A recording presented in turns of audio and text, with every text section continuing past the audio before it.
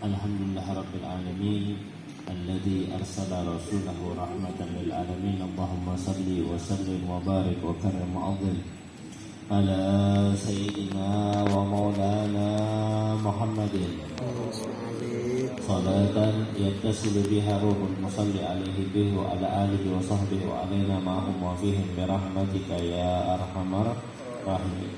Alhamdulillah, segala puji dan syukur hadir Allah Subhanahu wa taala yang telah mengumpulkan kita bersama-sama di tempat ini, di perusahaan Asia Media Prisma, yang mudah-mudahan Allah Subhanahu wa taala berkahi selalu, yang mudah-mudahan Allah Subhanahu wa taala jadikan setiap langkah kita di sini langkah yang mendapatkan faedah manfaat di dunia wal akhirah. Amin ya rabbal alamin. Dan salawat serta salam kepada junjungan kita, pedoman kita, idola kita, harapan syafaat kita Nabi Muhammad sallallahu alaihi wasallam serta keluarga dan sahabatnya, dan mudah-mudahan kita semuanya selalu mendapatkan keberkahan salawat dan salam dari beliau. Amin ya rabbal alamin. Ikhwan rahimakumullah, kembali kita mengaji dan mengkaji di dalam kitab Syarah Ratib Al-Haddad, kitab yang membahas tentang bagaimana faedah-faedah, manfaat-manfaat dari rasa berzikir kepada Allah Subhanahu wa taala. Yang mana sebelumnya kita membahas tentang bismillahirrahmanirrahim la yadurru ma'asmihi syai'un fil ardi wa la fis sama'i wa huwas samiul alim. Kemudian sampai kita ke zikir yang ke-8 pembahasan saat ini, yaitu tentang bacaan radina billahi rabban wa bil islami dinan wa bi muhammadin nabiyya, yang dibaca sebanyak 3 kali. Maka Al-Imam An-Nawawi menyatakan di dalam kitab Al-Adhkar, yang beliau meriwayatkan daripada Al-Imam At-Tirmidzi an Thauban radhiyallahu anhu, bahwa Rasulullah sallallahu alaihi wasallam beliau bersabda, "Man gala hina yumsi raditu billahi rabban wa bil islami dinan wa Muhammadin nabiyya sallallahu alaihi wasallam kana haqqan 'ala Allahi ayyurdiyahu." Barang siapa yang membaca bacaan, yaitu ketika sore hari ataupun ketika menjelang malam hari, bacaan raditu billahi rabban wa bil islami dinan wa Muhammadin nabiyya, maka sudah sepantasnya bagi Allah Subhanahu wa taala untuk memberikan ridha kepadanya. Jadi barang siapa yang menyatakan ridha kepada Allah, maka sudah sepantasnya bagi Allah Subhanahu wa taala untuk memberikan keridhaan kepadanya. Dan disebutkan juga di dalam beberapa ungkapan, man galaha wajabat lahul jannah. Barang siapa yang membaca bacaan tersebut, maka pantas baginya untuk menyandang predikat masuk ke dalam surga. Dan dari riwayat Abi Sa'id Al-Khudri, bahwa Rasulullah SAW berkata kepada Abu Sa'id, "Ya Aba Sa'id, man radiya billahi rabban wa bil islami dinan wa bi Muhammadin nabiyya wajabat lahul jannah." Wahai Abu Sa'id, ketahuilah barang siapa yang membaca aku telah ridha kepada Allah sebagai Tuhan dan Islam sebagai agamaku dan Nabi Muhammad sebagai nabiku, maka wajib baginya untuk mendapatkan surga. Dan Rasulullah SAW beliau bersabda, "Dzaqata amal imani man qala raditu billahi rabban wa bil islami dinan wa bi Muhammadin nabiyya." Orang yang dapat merasakan daripada manisnya iman, nikmatnya iman, rasanya keimanan adalah orang yang mengucapkan aku ridha kepada Allah Subhanahu wa taala sebagai Tuhan, dan aku ridha Nabi Muhammad sebagai nabi, dan aku ridha agama Islam sebagai agama.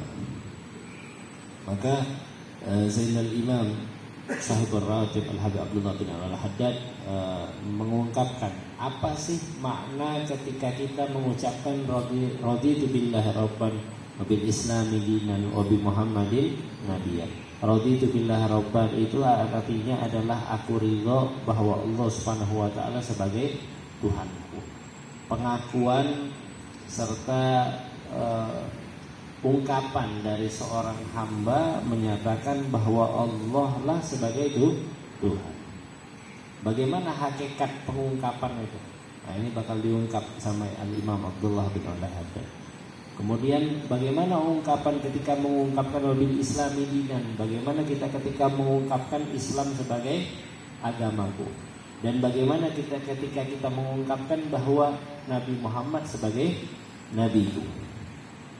Maka barang siapa yang ridha bahwa Allah Subhanahu wa taala dengan ungkapannya dia mengungkapkan Allah sebagai Tuhan, maka dia juga ridha dengan segala keputusannya Allah. Dan ridha dengan pahitnya qada. Dan ridha terhadap apa yang telah dibagikan kepadanya dari berbagai macam rezeki.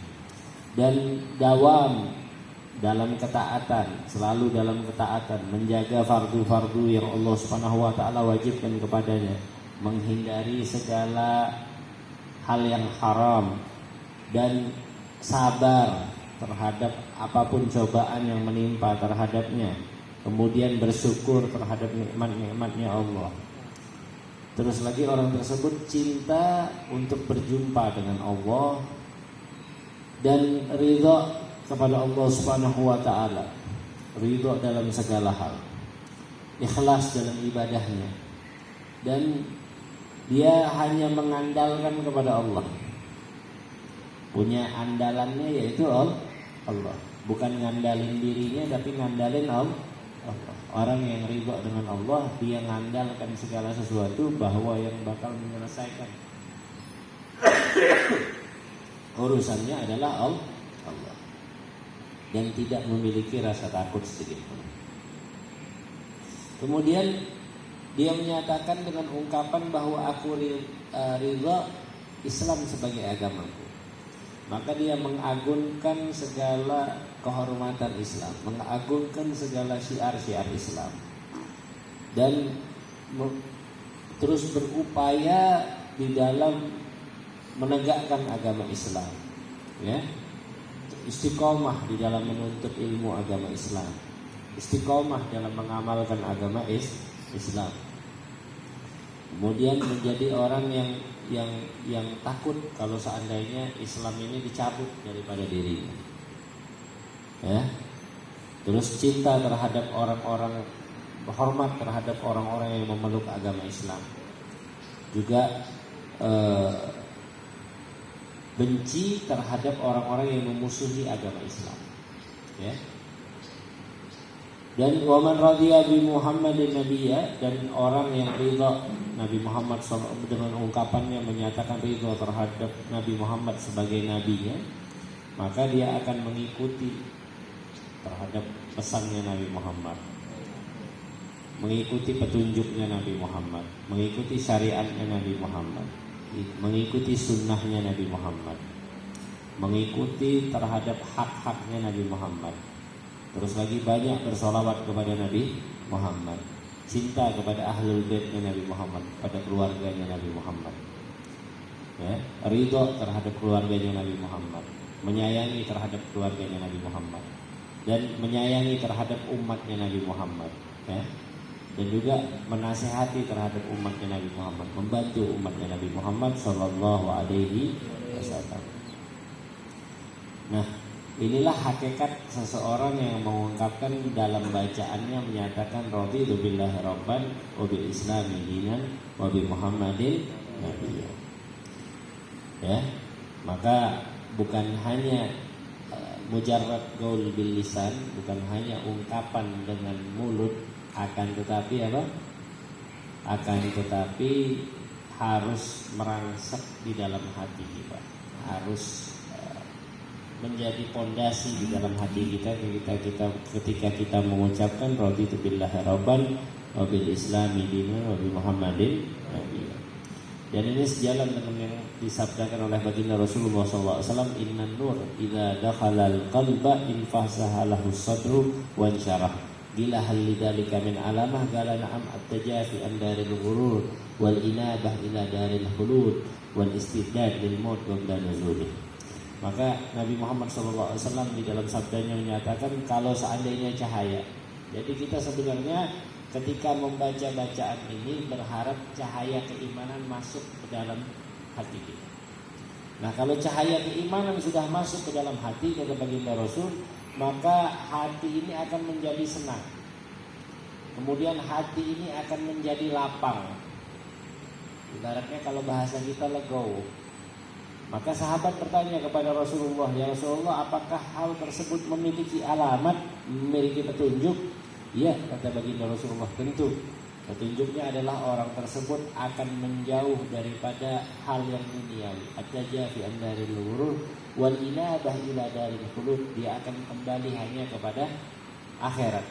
Urusannya ukhrawi dan lain sebagainya. Wal istidad lil maut, persiapan dia takut kalau mati menimpanya sebelum datangnya kematian tersebut. Udah persiapan aja. Ya. Wahakada. Inilah orang yang dia memang benar-benar menjadi orang yang telah dimasuki oleh cahaya keimanan.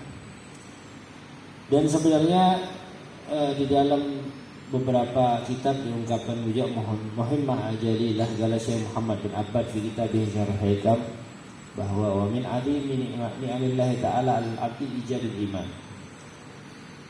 Nikmat yang paling agung yang Allah berikan adalah kita diberikan keimanan, ya. Wa mahabbut ta'at fi qalbihi wa imdaduhu. Kemudian adanya cinta akan ketaatan, ya. Dan pemberian terhadap ini adalah nikmat yang paling agung dari Allah Subhanahu wa taala. Dan juga begitu juga kebalikannya. Kebalikannya apa? Kalau orang udah cinta sama ketaatan pasti benci sama maksiat. Maka ini adalah nikmat yang tidak ada bandingannya. Kalau orang udah suka sama ketaatan, ngerasa kalau ketinggalan sholat itu hal yang berat bagi dirinya. Ngelihat orang keluarganya nggak sholat susah dia. Nah, ini sebenarnya tanda-tanda keimanan yang sudah masuk ke dalam diri kita. Nah, ini saatnya kita mengevaluasi, benar nggak kita sudah masuk dalam rasa keimanan itu.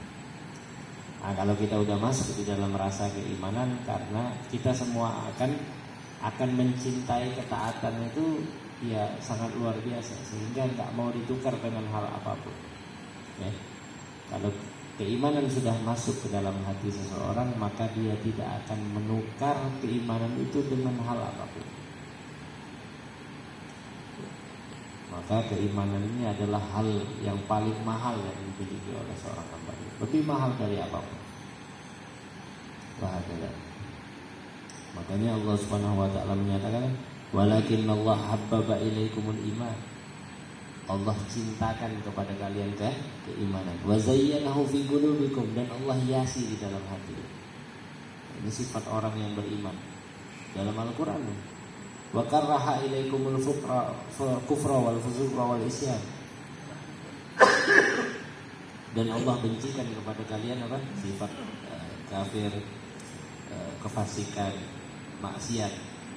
Ulaika humur rasyidun. Mereka adalah orang-orang yang telah mendapatkan orang-orang yang rasyid, orang-orang yang pintar, orang-orang yang mendapatkan petunjuk dari Allah. Fadlan minallah wa ni'mah. Ini keutamaan dari Allah dan juga nikmat.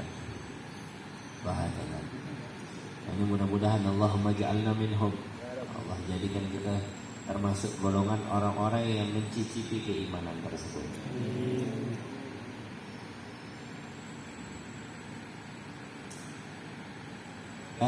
Hendaknya bagi seorang hamba untuk mengetahui keagungan nikmat itu dan bertawakal, menyerahkan kepada Allah agar selalu mendapatkan penjagaan terhadap nikmat tersebut.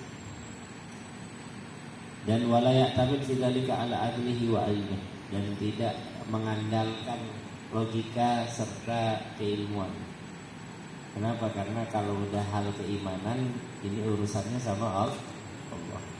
Mau dia sekelas apapun, kalau Allah menyatakan kun fayakun, maka akan berubah. Wah, kaya. Makanya Imam Haddad menyatakan dalam qasidahnya beliau, nahnu fi rauhin wa rahah wa huburin wa istirahah, nikmatul islami a'la nikmatin halat bisaha. Nikmat Islam itu nikmat yang paling tinggi, nikmat yang paling agung. Makanya ayat terakhir yang turun di padang Arafah, Baru aja orang selesai hajian semua. Mudah-mudahan kita dijadikan para hujjaj wal musafirin insyaallah. Tahunnya apa yang tentukan belum tahu nih kapan. Mungkin yang baru haji beberapa aja di tempat itu. Tapi mudah-mudahan Allah catat kita sebagai tamu-tamunya Allah. Haji itu kan sahnya ketika Arafah. Al-hajju Arafah. Haji itu Arafah. Makanya fardunya haji yang paling inti adalah Arafah. Mau orang ICU juga kalau udah Arafah mungkin dibawa ke Arafah demi sah doang hajinya tersebut. Tapi subhanallah, di padang Arafah itu ketika Hajjatul Wada turun ayat yang terakhir. Apa ayat yang terakhir dalam Al-Quran? Yaitu al-yawma akmaltu lakum dinakum wa atmamtu alaikum ni'mati wa raditu lakumul islam dinan. Allah sampaikan langsung kepada baginda Rasulullah, di hari ini aku sempurnakan agama kalian. Al-yawma akmaltu lakum dinakum wa atmamtu alaikum ni'mati, dan aku sempurnakan kenikmatanku, kata Allah Subhanahu wa taala. Wa raditu lakumul islam dinan, dan aku ridhoi Islam sebagai agama. Makanya Islam nggak bisa dipecah jadi Islam A, Islam B, Islam C dan lain sebagainya. Islam ya Islam, ya. Walaupun banyak aliran, tapi nggak bisa disinopsiskan, digandengkan dengan Islam. Karena apa? Karena Allah langsung menyatakan wa raditu lakumul Islam.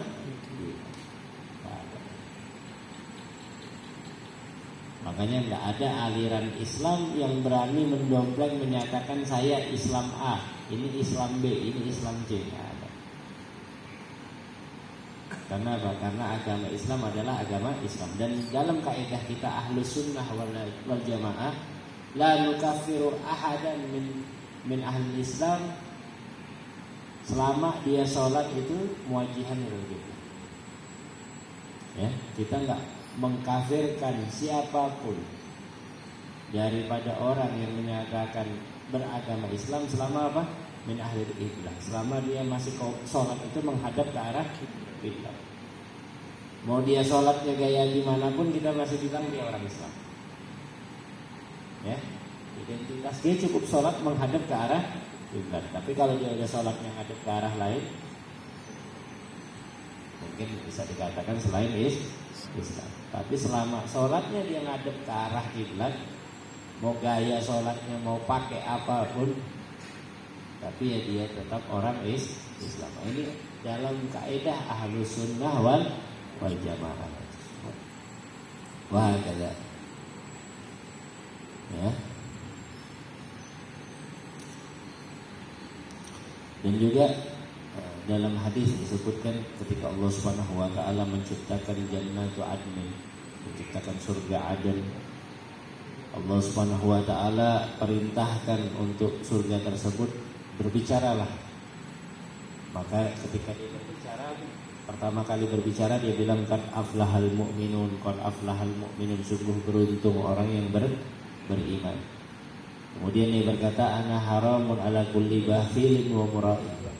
Aku haram untuk dipijak bagi orang-orang yang kikir, orang yang pelit, dan juga orang yang beriak, yang riak dengan ibadah. Wahada. Dan juga dalam hadis berikutnya bahwa Ibnu Majah meriwayatkan dari Ibnu Umar, Nabi Muhammad SAW tawaf di Ka'bah. Begitu tawaf di Ka'bah, maka Rasulullah SAW menyampaikan,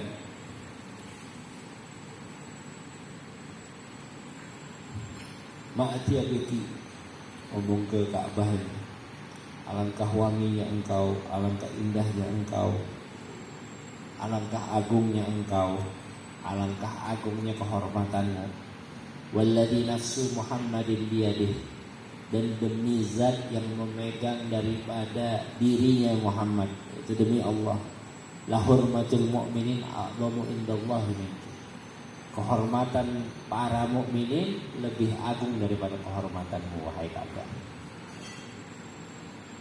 maluhu, hartanya, darahnya, wa ayyudhanna bihi khair, dan seorang mukmin itu dia harus mendapatkan daripada husnul. Bahkan dibilang bahwa dari beberapa para salaf, Allah Subhanahu wa taala ini mengagungkan Ka'bah, ya, mengagungkan Ka'bah. Kalau seandainya ada seseorang yang menghancurkan Ka'bah,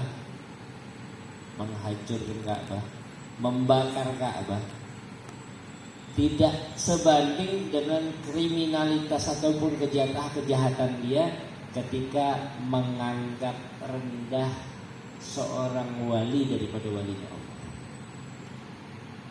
Lebih parah dosanya orang menganggap rendah terhadap, memandang rendah aja terhadap seorang wali min auliya.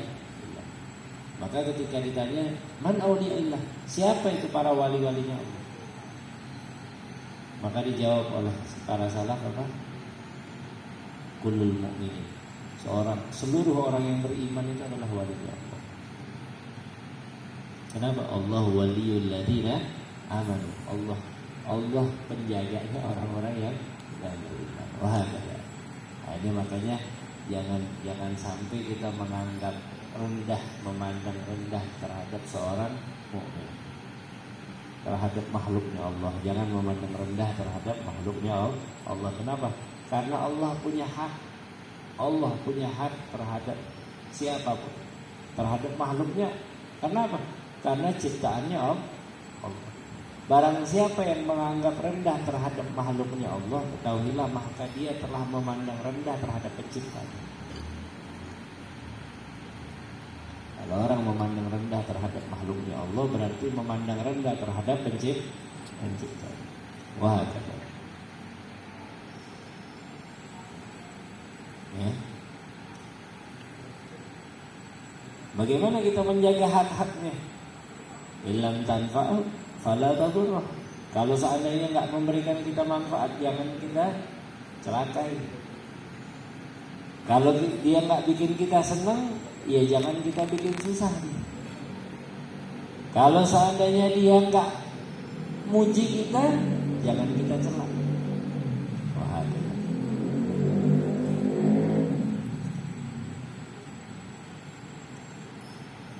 pernah diriwayatkan juga dari Nabi Musa alaihissalam bahwa Nabi Musa ini kalimullah, orang yang selalu diskusi dengan Allah Subhanahu wa taala. Dia nanya kepada Allah, "Ya Allah, tunjukkan aku terhadap orang ataupun makhluk yang paling kau cintai." Maka Allah nyatakan kepada Musa, "Ya Musa, ahabbul khalqi ilayya man idza sami'a bi anna akhahul mu'min syaqathu syauqah hazina lahu ka'annaha syaqathu." Wahai Musa, ketahuilah, orang yang paling aku cintai adalah orang yang ketika dia mendengar saudaranya dalam kesusahan, seandainya dia kayak ketusuk duri, maka seakan-akan dia yang tertusuk duri tersebut. Jadi orang yang merasakan penderitaannya orang lain, dialah makhluk yang paling dicintai oleh Allah. Wahai.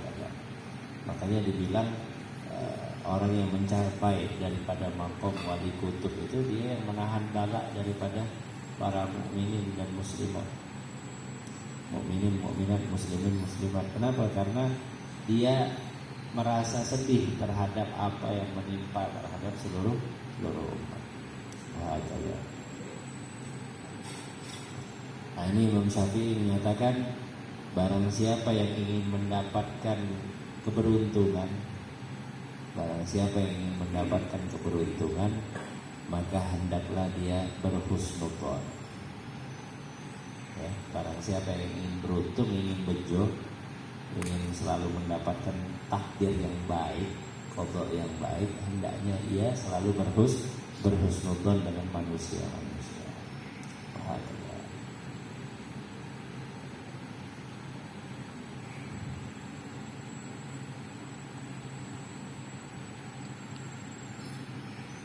Mudah-mudahan Allah Subhanahu wa taala jadikan kita orang-orang yang husnudzon. akan disampaikan oleh Al-Habib Abdullah bin Syahab. Habib Abdullah bin Syahab ini kalau ceramah paling sering bawain hadis ini. Itu hadis khaslatan laisa fawqahuma khair, husnudzan billah wa husnudzan bi ibadillah. Dua perkara yang tidak ada kebaikan lagi di atasnya. Apa itu? Yaitu berprasangka baik dengan Allah dan berprasangka baik dengan makhluk-makhluknya Allah. Ini dua kebaikan memang kelihatannya mudah, tapi sangat susah untuk dilakukan. Wah, ini mudah-mudahan kita menjadi hamba-hamba yang selalu positif, selalu memiliki positif pikiran yang baik terhadap apapun sebenarnya. Terhadap hal apapun kita harus selalu positif thinking. Terhadap kerjaan kita harus positif thinking, terhadap keluarga kita positif thinking, terhadap apapun yang terjadi kita harus positif. Agar apa? Agar kita selalu menebarkan aura positif. Beda kalau halnya kita duduk sama orang negatif, belum duduk aja udah runyem. Belum duduk aja, belum meeting aja kita udah runyem. Kenapa? Karena dia udah menutup dirinya dulu dari kebaikan. Udah memprediksi dirinya dengan keburukan, sehingga apa yang terjadi jelek ya, firasatnya udah nggak baik. Tapi kalau orang dia berpikiran dengan hal yang positif, maka akan kejadian positif. Nah, ini penting juga kita bawa dalam suasana kita, dalam suasana pekerjaan kita, tentunya harus selalu positif thinking. Wah, ada. Dan mudah-mudahan Allah jadikan kita orang-orang yang selalu berkompeten dalam positif, dan mudah-mudahan Allah Subhanahu wa taala jadikan kita orang-orang yang terkumpul dengan aura-aura kebaikan. Amin ya rabbal alamin. Amin ya rabbal alamin. Amin ya rabbal alamin. Walhamdulillahirabbil alamin. Wallahu taala a'lam.